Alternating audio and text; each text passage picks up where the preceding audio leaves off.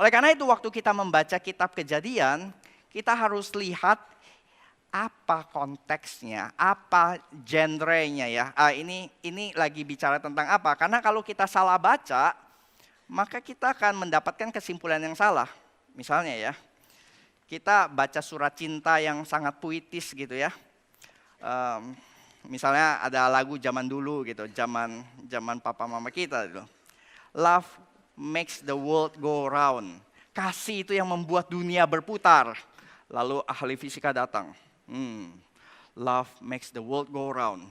Coba dengan menganalisa ya, dengan kekuatan apa ya? Dengan kekuatan apa cinta itu bisa menggerakkan dunia gitu? Apa yang bisa power dari mana ya cinta itu bisa menggerakkan? Lalu dihitung rumus-rumus, ya nggak akan bisa gitu. Karena ini puisi gitu. Jadi kita salah baca kalau surat cinta itu dibaca dengan cara baca fisika ya. Demikian juga kita lihat nanti di sini Kejadian 1 dan 2 itu genrenya apa ya? Puisi, histori atau apa gitu. Nah kalau kita baca histori, kita lihatnya akan secara literal. Misalnya ya, kitab Injil, Lukas itu dengan jelas di pertama itu sudah dibahas apa metodenya. Yaitu adalah yang pertama, banyak orang telah berusaha menyusun suatu berita tentang peristiwa-peristiwa yang telah terjadi di antara kita. Karena itu aku menyelidiki segala peristiwa dengan seksama pada asal mulanya. Jadi di awal dia sudah kasih tahu, ini adalah kitab sejarah. Dia sedang menulis catatan sejarah.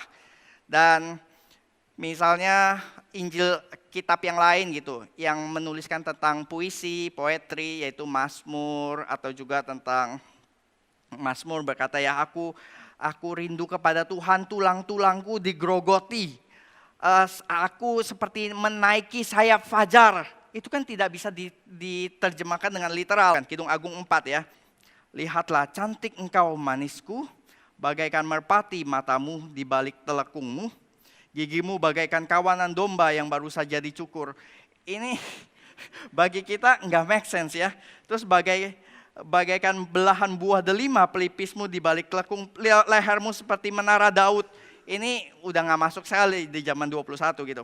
Ini kan gambaran-gambaran puitis yang kita tidak bisa tafsirkan secara literal gitu. Kita sudah tahu waktu baca ini bersifat puitis gitu. Karena itu kita juga lihat ya, ada kitab-kitab yang sangat jelas, ada kitab-kitab yang puisi, dan ada juga kitab-kitab yang mix di dalam isinya gitu. Misalnya ya, Keluaran 14 dan 15 itu mix gitu. Judulnya ya, Keluaran 14 itu tentang Firaun kalah dan bangsa Israel menyeberangi Laut Teberau.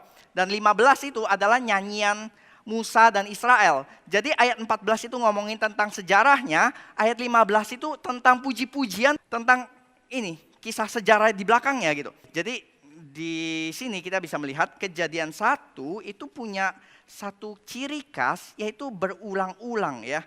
Pada mulanya ada ayat-ayat yang terus berulang-ulang. Allah melihat itu baik, diulang berkali-kali seperti sebuah refrain dari lagu gitu. Jadi Kejadian 1 itu lebih bersifat poetry, Kejadian 2 itu lebih bersifat historical atau narasi. Dan kita nggak bisa mempertentangkan keduanya karena keduanya mempunyai cara mencatat yang berbeda.